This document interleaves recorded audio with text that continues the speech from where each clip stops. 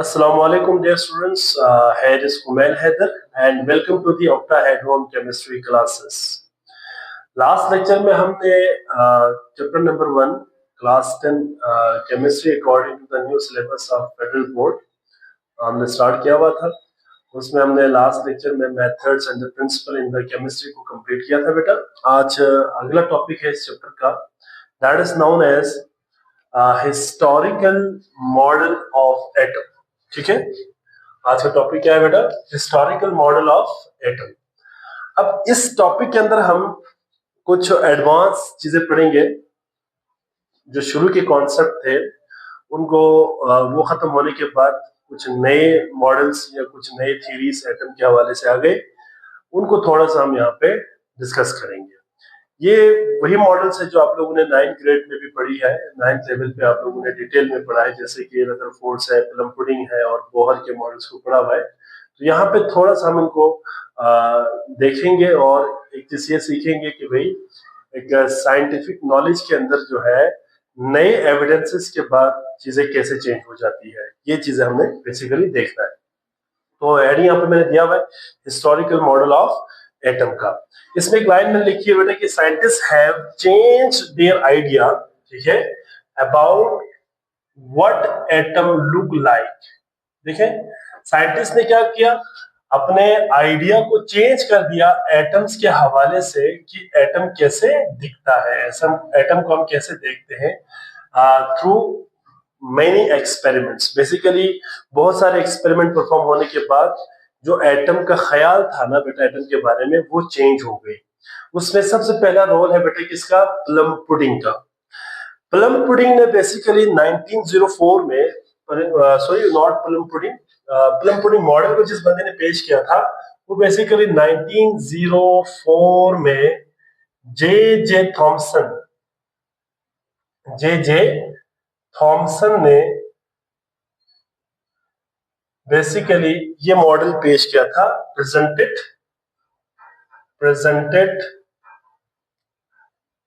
Plum pudding model of an atom. अच्छा, एक चीज आपने याद रखनी है, इस plum pudding model of an atom को ना बेटा, ये बेसिकली इसको वाटरमेलन मॉडल भी कहा जाता है. क्या कहा जाता है? Watermelon model of an atom भी कहा जाता है. ठीक है, इसके अलावा इसको थॉमसन मॉडल ऑफ एटम भी कहते हैं, नाम से ही रखा हुआ है. तो जे थॉमसन ने बेसिकली पहली दफा एटम के स्ट्रक्चर को कुछ नए एविडेंसेस के साथ पेश करने की कोशिश की. और इस मॉडल के मुताबिक क्या था बेटा? इस मॉडल के मुताबिक ये था कि एक एटम जो है वो पॉजिटिवली चार्ज का या पॉजिटिव चार्ज की एक स्फीयर होती है, एक बॉल होती है जिसके अंदर इलेक्ट्रॉन स्टक होती है या जिसके अंदर इलेक्ट्रॉन एम्बेडेड होती है. उसने एटम के मॉडल को इस तरह से पेश किया. तो हम पहले इसके डायग्राम को समझते हैं, इसके बाद इसकी फिर स्टेटमेंट की तरफ चलते हैं. क्या है बेटा इस मॉडल के मुताबिक? इस मॉडल के मुताबिक फॉर एग्जांपल ये एक एटम है, एक एटम जो है वो इस तरह के स्फेरिकल होगा. ठीक है, इस तरह से स्फेरिकल होगा बेटा. Atom is a spherical, you can say इस तरह से. और इसके अंदर पॉजिटिव चार्ज जो है वो इवनली डिस्ट्रीब्यूट होती है या यूनिफॉर्मली डिस्ट्रीब्यूटेड होती है. इस तरह से यूनिफॉर्मली डिस्ट्रीब्यूटेड होती है. इस तरह से पॉजिटिव चार्ज का एक स्फीयर होगा एटम, और इलेक्ट्रॉन इन्हीं पॉजिटिव चार्ज के स्फीयर के दरमियान में क्या होंगे? एम्बेडेड होंगे. इस तरह से, चलो मैं इसको थोड़ा सा हाईलाइट भी कर लेता हूं. इस तरह से इलेक्ट्रॉन्स क्या होंगे बेटा? इन्हीं पॉजिटिव आयंस के बिल्कुल दरमियान में एम्बेडेड होंगे.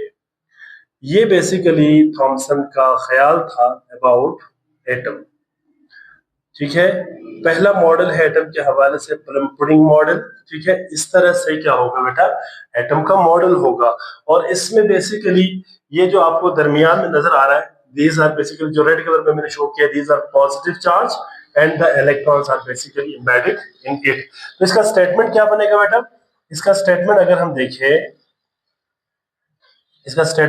देखें, तो अकॉर्डिंग टू जे थॉमसन क्या है बेटा कि इलेक्ट्रॉन एंड प्रोटॉन। कैसे डिस्ट्रीब्यूट होगा बेटा यहाँ पे कि an atom is considered to be a sphere of positive charge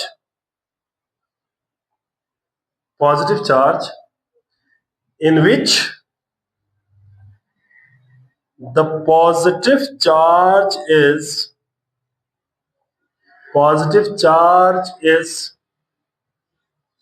uniformly distributed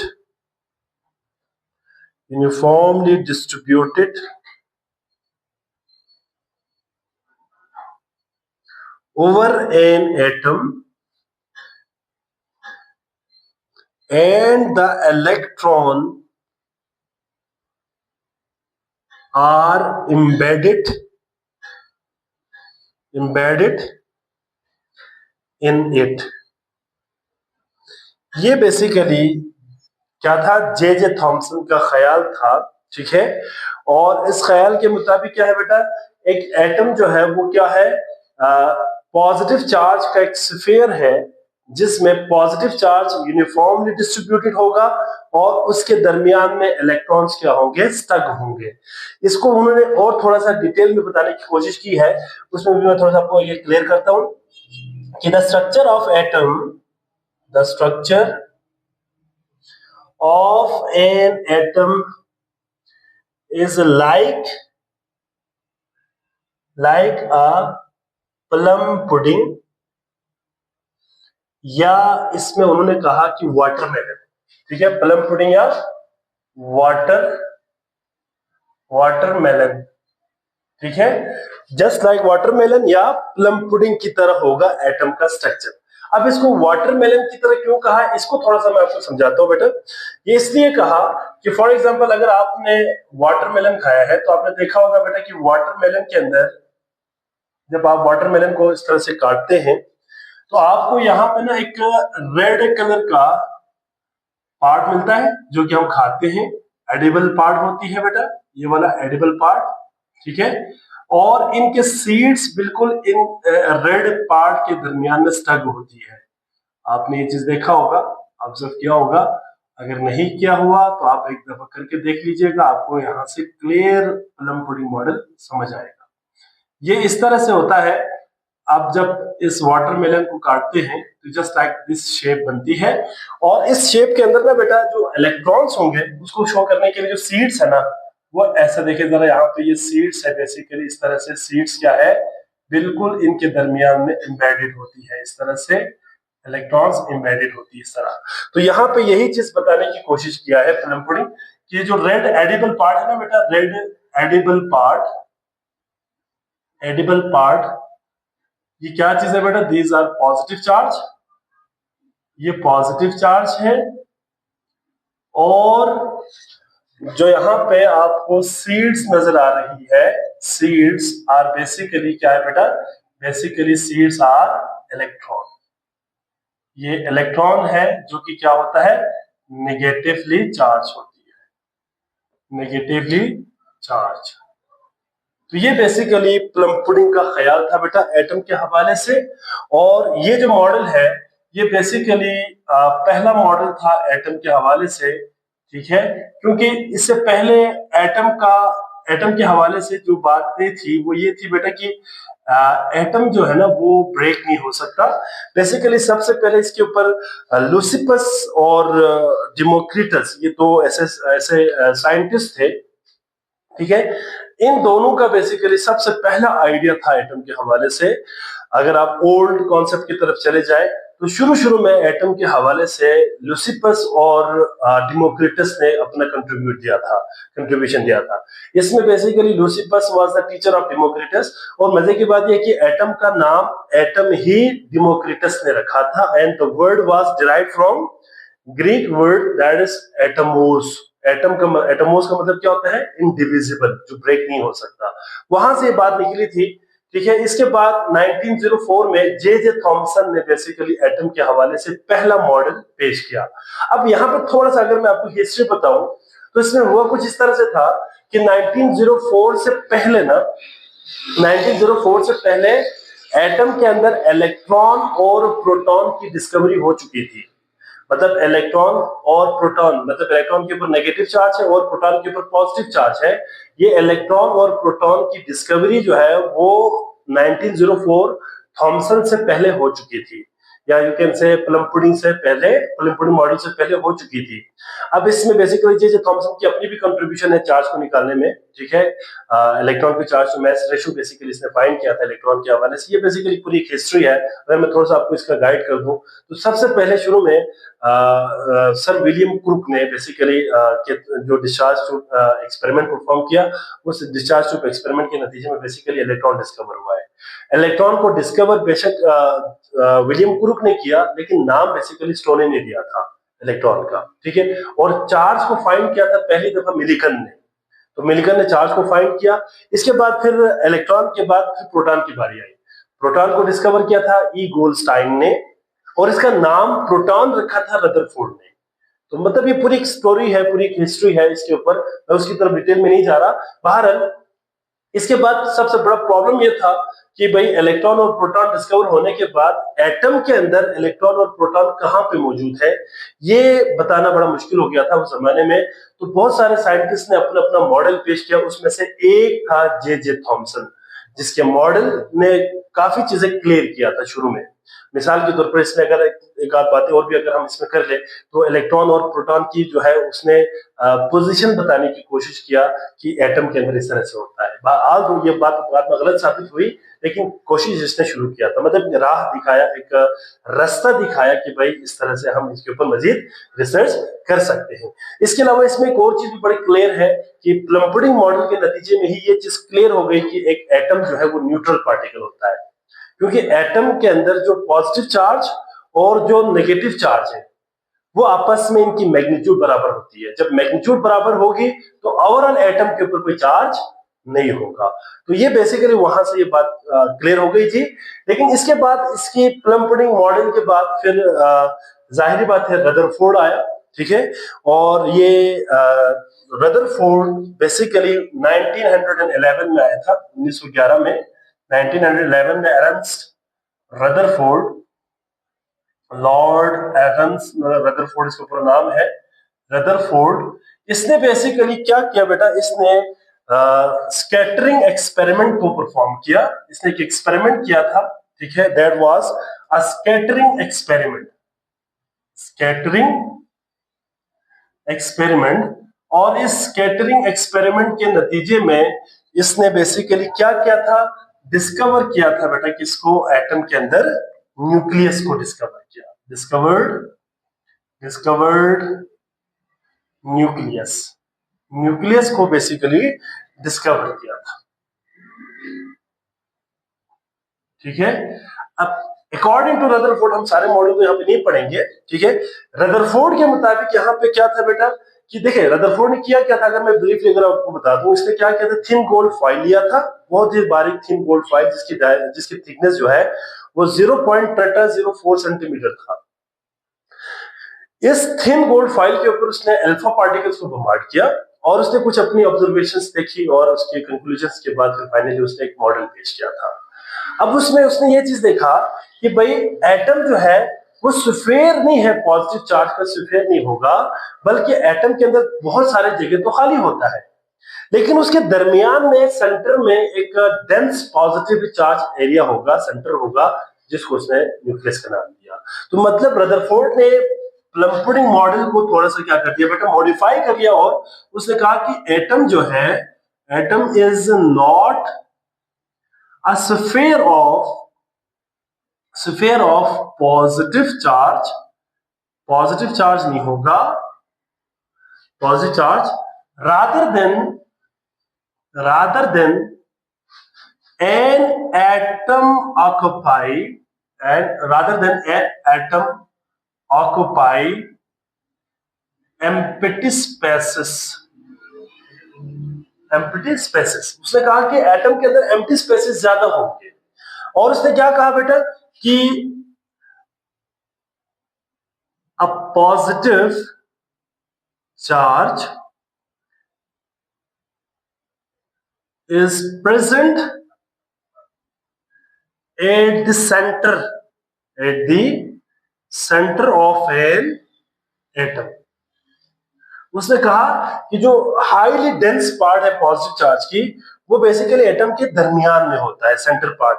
और उसने ये बात भी कहा कि पॉजिटिव चार्ज अगर सेंटर में है तो इलेक्ट्रॉन्स कहां पे होंगे बेटा? Electrons are orbiting around the nucleus. चलो मैं इसको इस तरह से लिखता हूं, न्यूक्लियस के अराउंड क्या कर रहा होता है? रिवॉल्व कर रहा होता है। ठीक है, तो ये बात बेसिकली रदरफोर्ड ने की। मतलब इसमें प्लम पुडिंग मॉडल वो काफी उसने क्या कर दिया? मॉडिफाई कर दिया। उसने कहा कि पॉजिटिव चार्ज सेंटर में होता है, जबकि प्लम पुडिंग मॉडल के मुताबिक क्या था? पॉजिटिव चार्ज का स्फीयर था। लेकिन उसने कहा नहीं, स्फीयर नहीं होता, बल्कि पॉजिटिव चार्ज बिल्कुल दरमियान में होता है। हाईली डेंसर पार्ट होती है वो एटम का, जहां पे पॉजिटिव चार्ज होता है। और जो इलेक्ट्रॉन होंगे वो उसी पॉजिटिव चार्ज के अराउंड क्या कर रहा होगा? रिवॉल्व कर रहा होगा। ये बेसिकली रदरफोर्ड का मॉडल था। ठीक है, और इसको हम कह सकते हैं कि an atom is look like a mini solar system. जिस तरह हमारा सोलर सिस्टम होता है, बिल्कुल इसी तरह से एक मिनी सोलर सिस्टम की तरह होगा, जिसमें उसने इस तरह से बताया, फॉर एग्जांपल ये पॉजिटिव चार्ज है बेटा, न्यूक्लियस है। ठीक है, और इलेक्ट्रॉन को इस तरह से शो किया, फॉर एग्जांपल ये अगर हम इसका ऑर्बिट बनाते हैं, ठीक है, इसका सर्कुलर पाथ अगर हम बनाते हैं, ठीक है, तो इसमें बेसिकली अगर मैं थोड़ा सा इसको क्लियर करके बनाऊं, तो इसमें अगर हम ऐसा बनाते हैं, चले डायग्राम को मैं थोड़ा सा क्लियर बना लेता हूं बेटा। इसमें क्या होगा बेटा? फॉर एग्जांपल ये एटम का स्ट्रक्चर ऐसा होगा, for example this is the circular path. ठीक है, और यहाँ पे न्यूक्लियस है दरमियान में। ठीक है, दरमियान में क्या है? हाईली डेंस पार्ट है, दैट इज न्यूक्लियस। अब अकॉर्डिंग टू रदरफोर्ड, उसने कहा कि ये पॉजिटिव चार्ज है ना, तो इलेक्ट्रॉन क्या कर रहा होगा? इसके अराउंड, इसके सर्कुलर पाथ में क्या कर रहा होगा? रिवॉल्व कर रहा होगा। अब रिवॉल्व से मुराद उसने यहाँ पे ये कहा कि इलेक्ट्रॉन यहाँ पे भी रिवॉल्व कर सकता है, यहाँ पे भी कर सकता है, यहाँ पे भी रिवॉल्व कर सकता है, यहाँ पे भी हो सकता है, यहाँ पे भी, और इवन की यहाँ पे भी। मतलब उसने कोई फिक्स पोजीशन की बात नहीं की। इस तरह से इलेक्ट्रॉन्स क्या कर रहा होता है? रिवॉल्व कर रहा होता है। ठीक है, तो यहाँ पे अगर हम इसको लेबल अगर करें, तो दिस इज द क्या है बेटा? पॉजिटिवली चार्ज न्यूक्लियस, इसको न्यूक्लियस कहा। और ये बेसिकली क्या है बेटा? इलेक्ट्रॉन्स, जो कि क्या है? नेगेटिवली चार्ज पार्टिकल होता है, नेगेटिवली चार्ज। ये इसी को हम क्या कहा जाता है बेटा? Planetary model of atom. ये बेसिकली प्लैनेटरी मॉडल था एटम का। तो रदरफोर्ड ने प्लम पुडिंग मॉडल को काफी मॉडिफाई कर दिया इसने। इसके बाद आता है कौन बेटा? Bohr model and quantum model. चलो इसको थोड़ा सा हम यहाँ पे डिस्कस करेंगे। इसमें बोहर ने बेसिकली 1913 में ना बेटा, 1913 में, 1913 में बेसिकली नील बोहर ने क्या किया था? बोहर ने क्या किया बेटा? मॉडिफाई किया। किसको बेटा? Rutherford model of an atom. Rutherford का जो मॉडल था एटम के हवाले से, उसको मजीद मॉडिफाई किया किसने? बोहर ने, नील बोहर ने बेसिकली। ठीक है, अब ये बंदा क्या कहता है? बोहर कहता है कि भाई इलेक्ट्रॉन जो है वो सिर्फ सर्कुलर पाथ में रिवॉल्व नहीं करता, बल्कि उनकी सर्कुलर पाथ क्या होती है? फिक्स्ड होती है। क्या होती है बेटा? इनकी जो सर्कुलर पाथ होती है वो क्या होती है? फिक्स्ड। यहाँ पे अगर आप जरा देखें तो इलेक्ट्रॉन बेशक यहाँ पे सर्कुलर पाथ में रिवॉल्व तो कर रहा है, लेकिन इसकी कोई पोजीशन फिक्स नहीं है। देखिए, ये वाला इलेक्ट्रॉन यहाँ से कर रहा है, ये वाला यहाँ पे मूव कर रहा है, ये वाला यहाँ से कर रहा है, ये वाला यहाँ से मूव कर रहा है। Although the electrons are revolving around the nucleus, but they do not have any fix path. इसमें कोई फिक्स पाथ का कॉन्सेप्ट उसने नहीं दिया। लेकिन बोहर ने क्या कहा बेटा? कि बोहर ने कहा कि electron revolve around the nucleus nucleus of an atom in a fixed circular path. इसने क्या कहा? फिक्स्ड सर्कुलर पाथ कहा, और इसका एक नाम भी दिया, कॉल्ड ऑर्बिट। इसको ऑर्बिट भी कहा, या इसको क्या कहते हैं बेटा, शेल भी कहते हैं, या इसको एनर्जी लेवल भी कहते हैं। लेवल एनर्जी लेवल भी कहते हैं। तो ये जो एनर्जी लेवल का जो कॉन्सेप्ट था ना, बेसिकली बोहर ने पेश किया। मतलब यहाँ पे अगर आप जरा देखें तो सीरीज में प्लम्पुडिंग से रदरफोर्ड से बोहर तक एटम का जो स्ट्रक्चर है उसको काफी क्या कर दिया बेटा, मॉडिफाई कर दिया, एटम को और ज्यादा एक्सेप्टेबल मॉडल के अंदर लेके जा रहा है। तो यहाँ पे एनर्जी लेवल का कॉन्सेप्ट बेसिकली रदरफोर्ड ने दिया था।